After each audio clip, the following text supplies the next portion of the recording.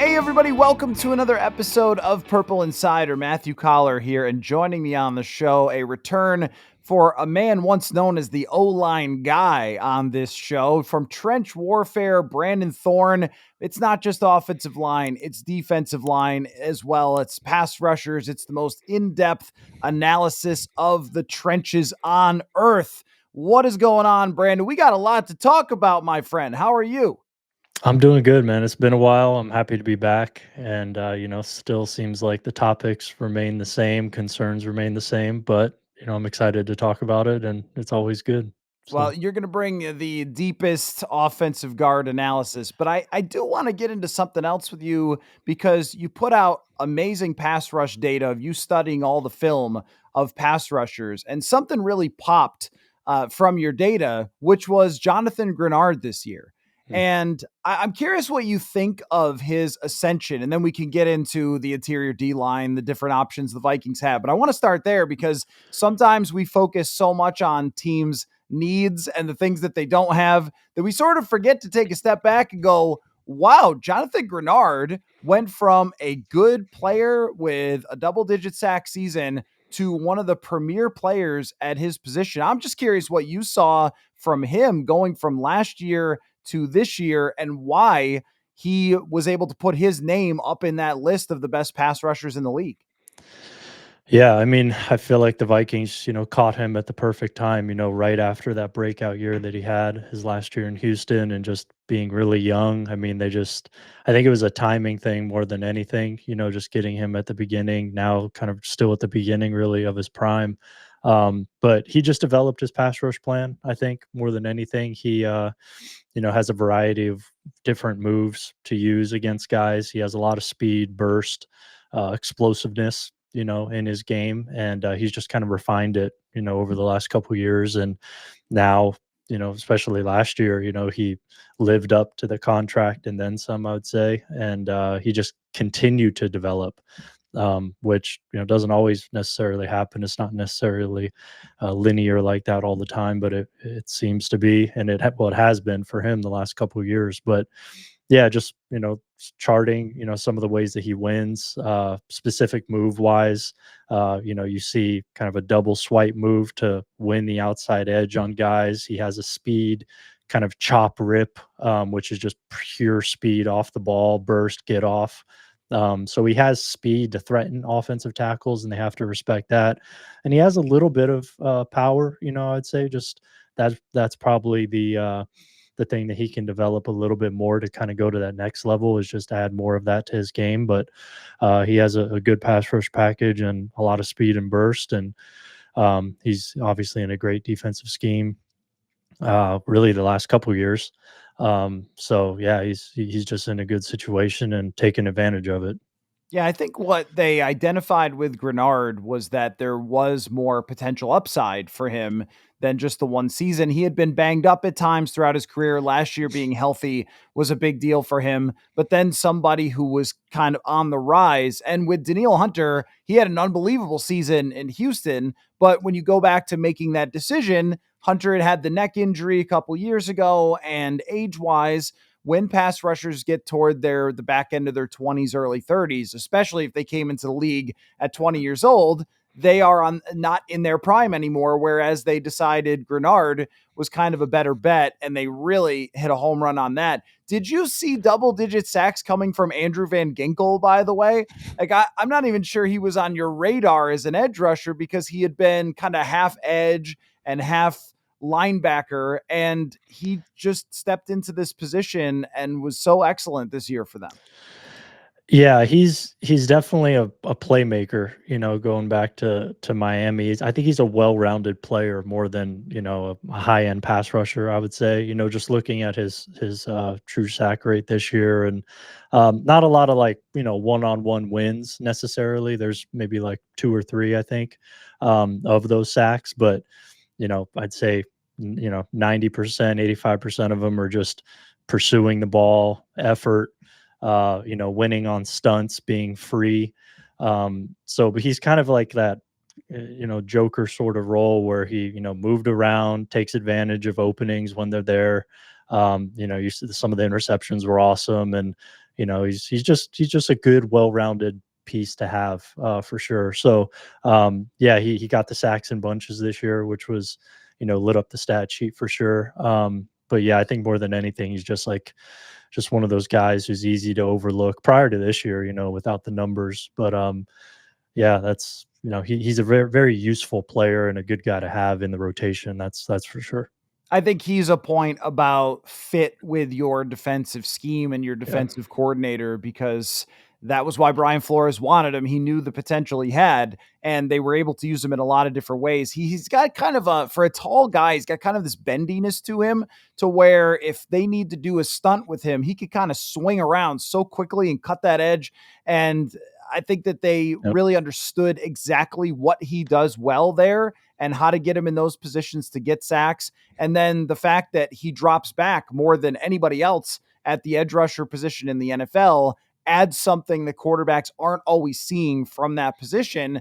I do want to know what you think about Dallas Turner, because Van Ginkel and Greenard were so good this year that it didn't really open the door for Dallas Turner to be on the field very much. At the end of the season, Turner starts to get into the game a lot more and has a little bit of success, some splash plays, a great interception, a really impressive sack against the Bears, but left a lot to be desired versus some other if you get it, like Jared Verse, some other rookies that were out there putting up better numbers than him. I am very curious to see how they use him, how he potentially puts on more weight. So I wonder what you thought of him coming out versus kind of what he needs to do to get to be an impact player for the Vikings in the future. Yeah, I mean, I don't really study pass rushers coming into the NFL necessarily, so it's more so once they're in. So I didn't have a strong take on him coming in, aside from seeing him studying college offensive linemen. You see the physical tools and the traits in terms of burst, explosiveness. You could tell he's a really good athlete, of course, and things like that. And he has some bend around the corner. So aside from that, I didn't have much more of a strong take there. But just looking at his numbers this year of charting his pressures and the couple sacks he did have. From what I remember, I think it was early in the year, and looking at his stats here a little bit more. I think it was the Andrew Thomas. He had a couple week one against the Giants against their left tackle Andrew Thomas. He had a couple good rushes against him that I remember that really stood out. But aside from that, I don't really remember him doing a whole lot, and I haven't focused in on him enough to really provide much more than that. But I do think what you said in terms of, playing behind a really good edge rushing group who were in great roles for them was a part of it. He wasn't necessarily, it's kind of the chicken or egg thing. Like, was he not needed as much or was he not ready enough? I think that's probably up for debate, on the outside looking in. I'm not totally sure, whereas Verse, he's drafted to be the guy day one. He's the number one edge rusher on the team, no questions asked, before he ever really took a snap. So it's just a different situation than Verse, which I think is worth pointing out. And then, in terms of where Turner was throughout the year, flashes, I guess is all that was there. And what he does moving forward. I mean, I'm interested to see, because obviously when you spend that draft capital on a guy, you want him to take that next step. So we'll see. Yeah, flashes is exactly the way that I would describe it. Enough to keep you interested. It was not Yeah. a situation where it was like Lewis Seen, where they draft him and then we never see him on the football field. The fact that Turner got more and more play as he went along and showed more and more flashes makes him very intriguing going forward. But you're right, the bar is set extremely high when you're drafting someone that high and trading up to get him in a year where there were a lot of good pass rushers in that area of the draft. So let's get to the hardcore stuff. Guards, Brandon, guards. My Yeah. gosh. The first time that you and I ever talked for a podcast, I believe, was maybe 2017. And Mhm. who would believe it? What were we talking about? Guards, Yeah. always with the guards. Mhm. And they've cycled through in our time knowing each other, in your time doing trench warfare. Probably about 15 different human beings that were their starting guards in there. I don't think they've had any year where it was the same two guys playing next to the center again since going back to 2016. I don't even remember the last time that they had two. So that would be Yeah. nice. Give me Yeah. your assessment of this free agent crop of guards because Trey Smith is so far and away the guy that is going to have every team making that phone call, every team trying to bring in Trey Smith, and he's not going to be franchised by the Kansas City Chiefs, which to me says potentially overpaid, but also could have a huge impact on a team. So give me like how strong is this free agent crop that the Vikings are clearly going to have to dip into in order to rebuild the guard position maybe once and for all? I don't know about you guys, but I tend to have an impulse buy problem. I'm always signing up for stuff and then forgetting about it, and then I end up getting charged month after month. Well, it turns out that I am not alone. In fact, I just learned that 85% of people have at least one paid subscription going unused each month. Thanks to Rocket Money, though, I now can see all of my subscriptions in one place and cancel the ones that I am not using anymore. And now, folks, I am saving money. Rocket Money is a personal finance app that helps find and cancel your unwanted subscriptions, monitors your spending, and helps you lower your bills so you can grow your savings. Rocket Money has over 5 million users that have saved a total of $500 million in canceled subscriptions, saving members up to $740 a year when using all of the app's premium features. Cancel your unwanted subscriptions, reach your financial goals faster with Rocket Money. Go to rocketmoney.com/purple insider. That is rocketmoney.com/purple insider today. Yeah, I mean, it's not super strong in terms of like any long-term like young guys, as free agency often is. I mean, you're not going to find like a long-term answer usually in free agency unless you're paying top of the market. So, it's kind of more of the same here with the guard class, just looking at it. I mean, there's some relatively young guys, but they all carry question marks in terms of injuries. Like you look at Will Hernandez, Tevin Jenkins, both coming off pretty significant injuries, with Jenkins, I think, potentially having a chronic issue with his back. Will Hernandez, I think it was an ACL, it was a lower body injury this year that ended his year. But Hernandez is a guy who's playing really well for the Cardinals the last couple years. So he's a guy, worth looking at. James Daniels, Steelers right guard, kind of in a similar sort of level of player as those guys, I would say. Also coming off a major injury. So those three, all injuries right there. And there's, some older guys, Zeitler, Scherf, kind of, stopgap kind of guys at this point in their career. Yeah, it depends if you want the aging veteran short term kind of guy like Scherf, Zeitler, or you want to take a chance on one of these younger kind of injury, you know, laden guys. Aside from those guys, though, it's just a bunch of guys who are, could be okay for you. I think like a Dalton Reisner, I mean, like those level guys who have deficiencies in their game and but are good enough in some areas to kind of get by.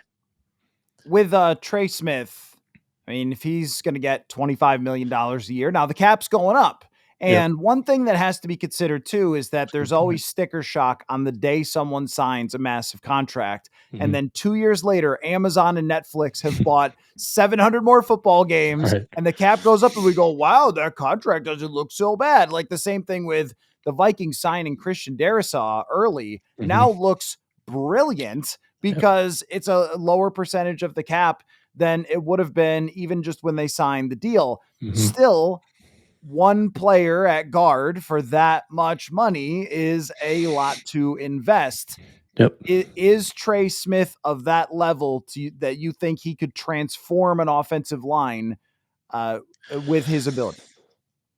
So there's aspects of his game that definitely are transformative in terms of, but they're not very easy to measure, I would say. And it's kind of the classic, he's a tone setting presence on the offensive line in a way. He has the size, the length, and the power and the demeanor, to kind of assert himself on guys and bring an impact in the run game in particular, but also pass protection. But when he's uncovered, so that's not going to really be a graded rep. He's not blocking anybody, and then he's finding work, and he's going to destroy somebody. Like that kind of stuff. So he's able to do that at a level that is on par with Quentin Nelson, Wyatt Teller. He's that kind of guy. But like those guys, he's not a technician. He's not Joe Tooney. When he became the richest guard in the NFL for the Chiefs a few years ago, he signed the richest deal ever. Just a totally different sort of vibe and player that you're getting. Tooney's the technician who's going to grade well. He's going to do all the little things right, be in the right spots, never really lose glaringly. Trey's not that. He's going to lose glaringly sometimes. He's going to get caught in pass protection against the high end guys and lose, clean here and there. But it's just everything else he's bringing. And you got to kind of weigh that and determine, where your offensive line is. Do you already have that technician guy? Then, sure, go for Trey, because I think he's probably worth it then. But if you're counting on him to be this pristine guy, in terms of technique and things like that, I just don't know that that's him. And then you also have to weigh just sort of all the things. He's extremely safe to bet on in terms of football character, what he's going to do, like community wise and like teammate worker. And then, he's coming from KC, so he has, several rings. He has kind of, you want to get some of that KC, juice off of there, you know what I mean, as well. Just kind of that, his vibes and everything that he's bringing from there, and just what he can bring leadership wise. So, all things considered, I think he's probably going to get a little overpaid, considering he isn't, like an elite level pass protector. But he's solid for sure. And he got better this year. This was the best year of his career, I thought, for sure, in terms of pass protection. So I think he's sort of trending in the right direction, and he's still so young. You're getting him in the middle, early parts of his prime. So I think it depends on kind of where you're at and what you're going to be asking him to do and what your expectations are and the scheme and things like that, to where it factors in a pretty great deal. And that's why I've been a little bit wary of that price tag. And I know the Vikings have a lot of money to spend. So if they do overspend, as I said, like, I'm not going to criticize them too much because they've set up their cap to go all in on somebody. But I also look at it as when you need two and potentially three positions, which we'll get into the center spot as well. But when you need two or three positions, putting everything into one guy and then hoping and praying at the other position sounds not too dissimilar from what they've been doing. Well, I guess we'll move a tackle over to guard again. And then, and then the other team just goes after the weak point of the offensive line time and time again. So I wonder if you have somebody that's a little bit more down the line that might make a little more sense. So let me ask you specifically about Mekhi Becton, because he's a free agent here. He was playing with the best offensive line in the league, and that's got to help a lot. At Yep. the same time, I'm very intrigued by the upside of Mekhi Becton, because Mhm. when I was looking at his numbers, his pressures allowed, the first 6 weeks of this season were kind of a disaster for him at guard. And then after that, he was really terrific. He was one of the better guards in the league by the numbers.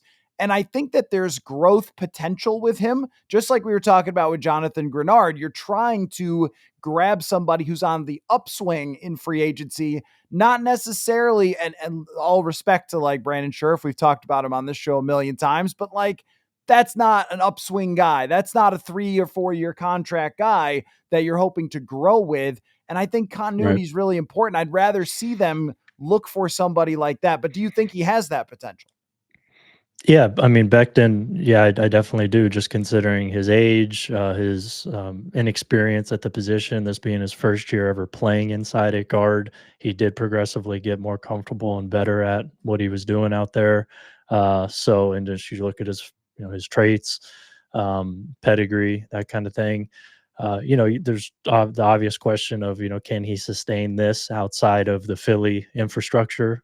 Coach Stoutland playing next to the best right tackle in the league, really good center in Jurgens, that kind of thing. And just having that much around him to where he could step out. Can he step out and be more of the guy for somebody? I think that's a question that remains to be seen. But I think it's a good bet, depending on the numbers, of course, what you're paying him and all that sort of stuff. But at a reasonable price, I think it's a really good bet to make.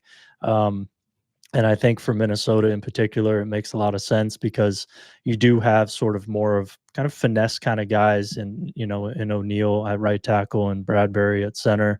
So, putting an enormous giant at right guard like that, I think would provide some help in pass protection with his length, his size, his ability to anchor, things like that. I think that's a nice kind of mix. Um, but just to circle back for a sec on Trey, I was talking, Trey Smith, just more generally speaking for Minnesota.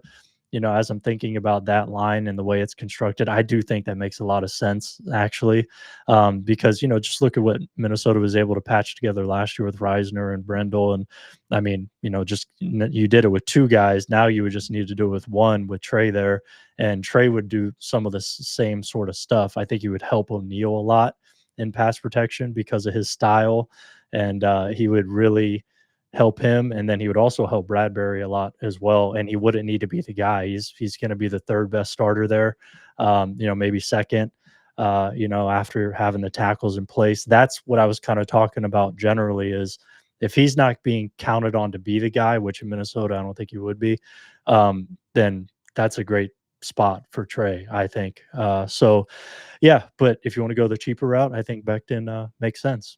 Well, what you said also about Trey Smith and tone setting, that pinged in my mind because this was a soft interior offensive line. I mean, you Right. get to 3rd and 2, they had to pass every single time. You get to the goal line, they're trying to Yep. run sweeps with receivers, just anything to not go up the middle. And that's just not a sustainable way to play football. You need to be able to score from the 1 yard line by just slamming forward and getting a touchdown. And they could not do that in any short yardage situation. There was a crazy stat that one of the writers had, I think is Ben Gessling, friend of the show, that Aaron Jones got hit in the backfield more than 50% of the time in short yardage situations, which is Mhm. just crazy. Like that, it can't Yeah. happen. Right. So tone setting, worth it. And I agree. I mean, if you put a nasty player next to Brian O'Neill on the right side, and that is a group you can run behind for Yeah. sure. The That'd be fun. center, the center, and I was also thinking with Becton's size, my goodness, you'd have Yep. 2, 6, 7 guys over there. With the center position, I have been a Garrett Bradbury defender in recent years, not so much early in his career, but I think that he made a lot of progress. And I think he's played better under Chris Cooper, their offensive line coach, and in KOC's system. This year, it felt like toward the end of the year, especially, there was some regression from him. And I think a major part of it is what we talked about with the guards, where it's always somebody new next to him. It's Oli Udo, it's Blake Brandel. These guys have never even played guard before. And hey, go double team block with him. At the same time, there is an issue that will never be solved with him, which is size. Mhm. He is never going to be 320 pounds. And for an offense that wants to have a lot of straight drop back game and wants to run guys down the field, I feel like Garrett Bradbury at this point would be a better fit somewhere else in an outside zone, pure more outside zone type of system, a quick game type of system, something he could get out on screens. I just think that's better for him. How do you feel about that as far as his fit at center? Because I think it's kind of gotten to the point where it's like if you guys need to drop back and hold the ball for 3.5 seconds to throw it, that just can't really be your guy. Yeah. Yeah, I mean, considering that what you're asking him has changed, I think that's a good point, and it's valid. It's worth exploring. I would just say just looking at what's the replacement options out there, and I don't know that you're gonna find anybody that's gonna move the needle necessarily in free agency or the draft. Potentially the draft. There's a guy named Gray Zabel from North Dakota State. Is going to be some team's top center on the board, but it's not a great center class. It's not like last year, which was an all-time great center class. This year, you might get one or two guys at center who could step in right away and play. So if you want to draft somebody in the first 2 rounds, at center, maybe third round, you could go that route if you sign a Trey or something like that, and you want to just start over at center. That I think would make some sense. But I just don't. There's not like a lot of shots, that you could take free agency or the draft. I think to where you're going to really upgrade that very much. So, um, I like Ryan Kelly is a free agent, but he's in his 30s, has a lot of injuries on his track record. Yeah, Ryan Kelly is stronger, bigger. He fits that mold. Do you want to take a chance there? I guess depends on the contract. It's just, you could poke holes in all the guys that, could potentially replace Bradbury. So it's like, based on his familiarity and things like that. And if you put a guy like Trey next to him, or even Becton, or even, you know, a step down from that, like Will Hernandez, just like one of these big giant kind of guards. Maybe that'll just help him enough to where the things that he does do well are able to shine a little bit more, and the things that he doesn't do well are able to be mitigated a little bit more. So it's just yeah, I think there's a lot of different approaches that you could take here. So I just think if there was more better options out there, then I'd be a little bit more like enthusiastic about replacing him. But I just don't know that there are. I would just like to see one time Garrett Bradbury playing alongside Trey Smith and Kevin Zeitler. And let's just see. I don't expect him to be Frank Ragnow or one of the best, the next Jason Kelsey or something. Just more But stable. right. Yep. Just maybe guys who know what they're doing for an entire season. Right. And I thought that at least in 2022 and 2023, that his performances were a little bit like solid. Not ever going to be this dominant pass protector, but at least solid. He's a smart player. He's a good run blocker. Just put him, because that's the thing about, and I know you question PFF grades and things like that. And my thing about PFF grades with linemen is every single one of them all has its own context to it, right? Like every pressure statistic, it all has its own context. Who were you playing next to? How were you playing? Who Right. was your quarterback? All those things play into it. And I think we've seen some ups and downs in Bradbury's numbers based on who he was playing. At the same time, I think it still stands that being that undersized is going to be a disadvantage. Let's And yeah, and sorry, go and, ahead. and just to cap on that too, like just to finish that too, I think it's worth pointing out too, like later in the year, if a guy is undersized going into a season, the end of the year, players typically lose weight as the year goes on. So, you're starting, maybe he's trying to battle to get to 300 to start the year. I can almost guarantee he's not 300 pounds by the end of the year. So he's even more undersized, and lighter as the year goes on. And then you couple that with being dinged up. I mean, it's just going to probably drop off, for the duration of his career. Honestly, I mean, it's very rare when a guy's undersized and he's able to sustain either his size or his health or his play enough throughout the year. That's why I think part of the reason why teams like size so much, because it's durable, right? They kind of go hand in hand a little bit there. So, yeah, I just think that's worth pointing out too. It's just going to be something that probably is reoccurring. No, it's a great point. And I think when you actually look at his numbers and grades and pressures allowed and things like that, you can very clearly see that last quarter of the season. Because I remember looking at it even last year and then this year again through week 12, week 13, and going, man, he's having a good year. And then when you would get the final numbers and he ranks 29th or something, you're like, well, that kind of matches up with what I saw. And that is a potential reason to look possibly somewhere else. Yep. Let's talk about the draft with the offensive line. There's one guy who's really standing out to me above all else with the 24th pick, and that would be Tyler Booker. I Hmm. don't know if you see other first round guards. It's a position where somebody's usually they got to be pretty freakish, like Yep. that jersey behind you, Quentin Nelson. You got to be pretty Yep. freakish to get a high pick. But Booker is a gigantic human being, 6'5", well over 300 pounds. We'll see what he weighs in at the combine, but he's a freak. Yeah. Is that somebody who's worth a first round draft pick at that position? Knowing the Vikings do have some other needs, but this one's pretty serious. I think probably so. I have a high second round grade on him, but that typically gets a bump, when you're talking about that caliber of prospect. And the reason why I just don't have him as a surefire first is because I still think he has things in his game to clean up, even though he got a lot better from 2023 to 2024. He lost a significant amount of weight. He played 350 plus in 2023. And then he, on my film room, he was telling me this too. And last year he played around 330. So I think that helped him improve his game a substantial amount this past year. And he kind of surprised me, with how much cleaner his game was this year. And it's really nice to see. He's going into the draft with a lot of momentum, and his trajectory is headed in the right direction. He even played left tackle this year for a game against South Florida. So he played well. So he definitely has some makings of like a late first round pick, early second. I compared him to Osiris Torrance, which kind of got, he got drafted in that same sort of range for the Bills at right guard. That's the kind of caliber of guard I can foresee him being in the NFL. But yeah, I mean, certainly there's no secret on what he brings, in terms of size, power, kind of, it's funny enough, he told me in the film room, he models his game after Trey Smith. So that's his kind of guy, that he's been able to work with a little bit at Masterminds, because Trey works there, works out there, and Booker's training there for the draft as well. So that's kind of the archetype that you're going for, is a Trey Smith. And I think a lot of the same things that we talked about in terms of, this isn't an elite level pass protector.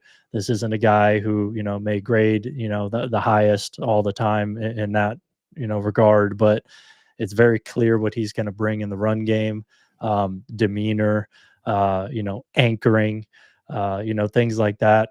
And by all accounts, I've heard a quote thrown around that he's like the Will Anderson of the offensive side of the ball at Alabama in terms of just consummate leader, teammate, takes ownership of himself and, getting better and all those sorts of things. So you're like, there's some parallels here with Trey Smith, I think, interestingly enough. So, and in hindsight, Trey was probably a first round pick, but he had, of course, all his health stuff to work through. So, yeah, it makes sense to me.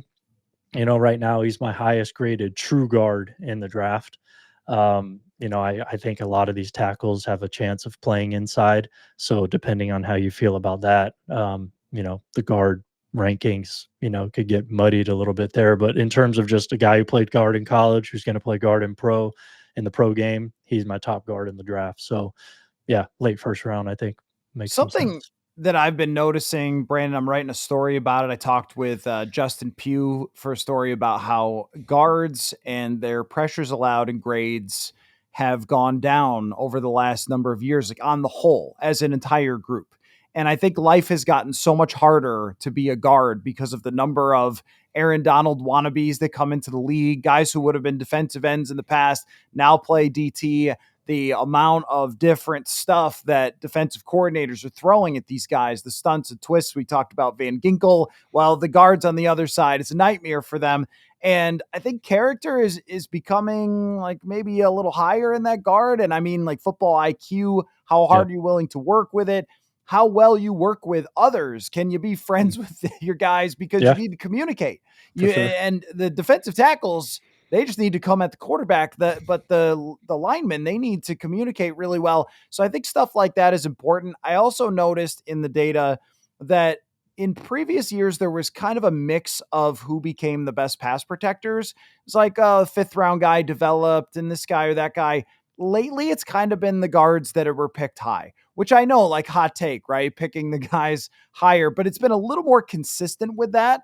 And I think it's becoming a position that is worth drafting higher. It's kind of like we've talked about with running back. Like, hey, teams are running the ball more now. Running back being drafted high doesn't seem so ridiculous. I Right. kind of feel the same way about a guard. If a guy is going to be worth it, that position is being attacked so much by defenses that can be a difference maker. So if the Vikings spent 25 mil on Trey Smith and spent a first round draft pick on a guard, they would get zero complaints from me. I mean, that would be awesome. I would love to see that. If they got Booker and Trey Smith, holy smokes, dude. That'd be a total shift from anything that you or I have seen since we started talking. That's for sure. I mean, Booker and Trey surrounding Bradbury and then helping the tackles. Oh my, yeah. I'm all for that too. I mean, the rest of the roster, be damned, I guess. But yeah, those guards, man. But seriously, that would change the entire identity of the offense, if you did something like that. So that's fun to think about. I'm for it, and I think Kevin O'Connell would be too. I think he's probably a little tired of all the free agent money going to the defensive side. Let's talk about that. Defensive tackle, a major issue for me.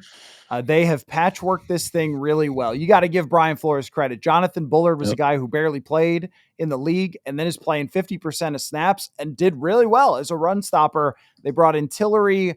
They rotated some guys in. We saw more of Jalen Redmond and players like that. There's not a difference maker there. And Harrison Phillips is one of those Mr. Consistent type players. I actually think he struggles with that issue you talked about with weight sometimes. Beginning of the season, maybe he's over 300. By the end, maybe not.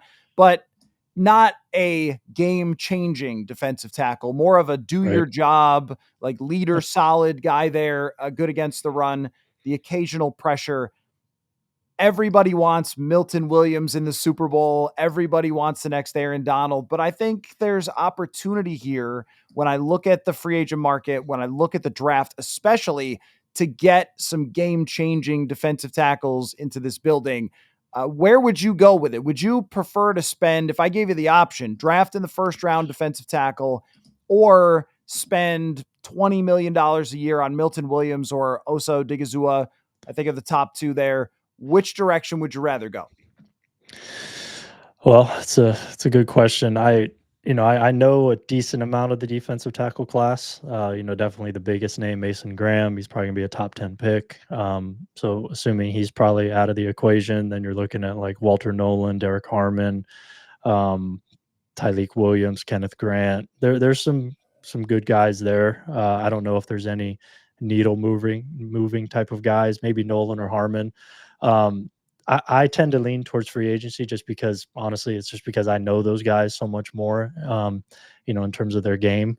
So, in terms of Milton Williams and even also Odigizua, I think is really underrated. I think both those guys would probably be worth it. Generally speaking.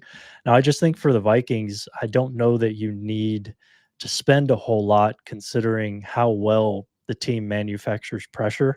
Um, so to me, I think you could, I don't want to say skimp, but you could, not spend top dollar at this position in particular, with who you have calling the shots defensively and just how well he, schemes up guys getting home to where if you just had maybe a kind of a similar caliber player as Harrison Phillips, although more of a pass rusher, whereas Phillips is just a solid run defender. If you could get more of like a kind of a twitchy, splashy kind of pass rusher who's young, who can have room to develop, who's cheap, relatively speaking, whether that's, second, third, fourth round of the draft as opposed to the first, or, some like maybe more of a second tier defensive tackle. That's kind of the route that I would like to take.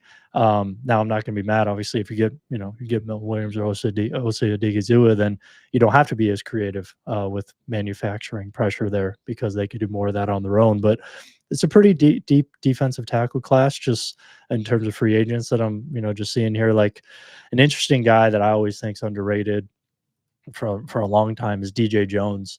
From the Broncos, Niners, kind of an undersized guy who plays a lot of nose tackle, but also three technique. But he's just a very difficult guy to block. He has very good natural leverage, very quick, and he's actually pretty strong.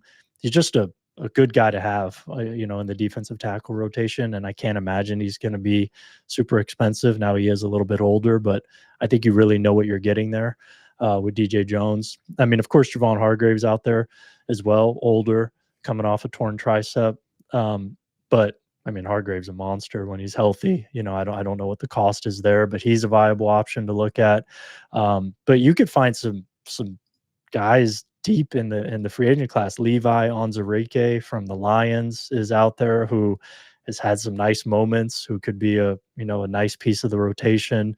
Um, I'm trying to think here, like Quentin Jefferson's also a guy who, has done some of that. He's more of, third, fourth wave of the rotation sort of guy.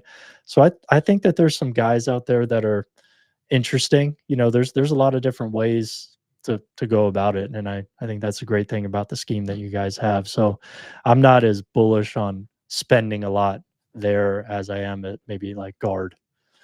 Onwuzurike had 9 pressures against the Vikings, so trust me, he's made my lists. That'd be a just great one he because just is, but this year he kind of took this big step forward in terms of the number of pressures he created, and I think even just development wise as a third round draft pick, and that angle of trying to find a guy who can just be above what you've had in the past, which is kind of bottom barrel, just patch it together, and then drafting someone in the middle of the draft. They don't have a ton of picks. That's the unfortunate part. But even if it's a third round pick and it's Darius Alexander from Toledo, who I saw was getting a lot of buzz at the Senior Bowl, and then had amazing numbers as a pass rusher on the interior as a Mac guy, I'm always intrigued by those types of players, and we've seen some third rounders develop. Matabike was another one from the Ravens. We've seen these guys develop yep. over a couple of years. So I don't mind that. BJ Hill would be another one where you'd have kind of a better version of Harrison Phillips, like a super solid guy, can get after the passer a little, but just an upgrade there. I don't think it necessarily has to be breaking the bank, but I feel like, Brandon, if this defense gets that with the scheme that they have, the pressures they create, and if they can do it with 4, because that was the biggest issue. Matthew Stafford and Jared Goff can pick apart the middle of the field when you blitz them all day. Having the option to rush with 4 is something that they just haven't had since Brian Flores has gotten here. Yeah, it would be a nice thing to have. Of course, anytime you can rush for 4, regardless of your scheme, you're at an advantage for sure. So I'm totally with you there, and I think you could probably achieve that by going the route that we talked about, to where it's more of a second tier defensive tackle and a third, fourth round defensive tackle, because you have good edge rushers. I mean, you're expecting Dallas Turner to take a step, so you have a 3-man rotation there at least. At edge. And then if you can have a little bit of a rotation inside, I think you could probably achieve that more. I mean, you're not going to be, the Giants back in the day, or the Chiefs of Chris Jones or something like that. It's not like you're going to be able to rush for it at an elite level, but if you could do it at an above average level, I think that's achievable with the way it's constructed now and that approach, more of a conservative approach. I think you could do it. I mean, threading a little bit smaller of a needle, but I don't think it's I don't think it's too out of the question to do that. I think it's feasible to do that for sure. The opportunity is there for the Vikings in these 2 areas that you and I have talked about forever to be much, much better. Do it. Yeah, Do it. I would love to see Finally, it. do it. Yeah. So then we can talk about it after they make these signings. You could break it down more in depth, and we could be, rather than going, I guess maybe he could move from tackle to guard, or Mike maybe Remmers. Tom Comp. Yeah, maybe Tom Comp. Oh yeah, the Mike Remmers. Yikes. That did not work out. Yep. Instead, hey, now they have maybe a great O line or D line. That's what they need to achieve, I think, for this offseason to be a success. One more question for you, Brandon, before I let you go. I want to know what your favorite or most interesting storyline for the offseason is. It does not have to be O line or D line, but just something as we get rolling here, get to the combine. I know you're going to be out the combine. I will be too. Like, what do you want to know? What are you thinking about? Like, man, this one domino to fall, or this one team. What's on your mind? I just think the bigger picture idea of the way that the league seems to be trending in terms of getting bigger, more physical. With the Eagles winning the Super Bowl with such an advantage on the offensive and defensive line, and I know that was an organizational win more than anything, but their emphasis on the trenches certainly is one of the takeaways. So typically we see the NFL look at the Super Bowl winner, Super Bowl teams, and try to emulate some of their process. So I would love to see this offseason to what degree do teams invest in the trenches? Does it change significantly in terms of draft capital, money spent in free agency, just how things are constructed? And then as the season gets going, just in terms of, how much more of an emphasis is the running game, or, just I just want to see, and then also running backs is a piece of that as well. But yeah, I just want to kind of see if the league does in fact continue to trend in that direction, and to what degree does it expand or not this offseason. I think that's really interesting to me. Brandon Thorn, once known as the O-line guy, trench warfare now. You are the expert that everybody goes to talk offensive and defensive lines, sir. I love what you have done with trench warfare over the last couple of years. You got these interviews with prospects that you're doing. You got unique data that's done from your tracking. I am a paying subscriber to your newsletter, sir, and I will continue to be doing that. I really appreciate your insight, your work, all the effort that you put in to shining light on the dark arts of the NFL on the offensive line. So thank you for your time. Great to catch up with you, man. And absolutely, when the Vikings make these signings and draft picks, you will be back on the show. Thanks, dude. Absolutely, man. My pleasure.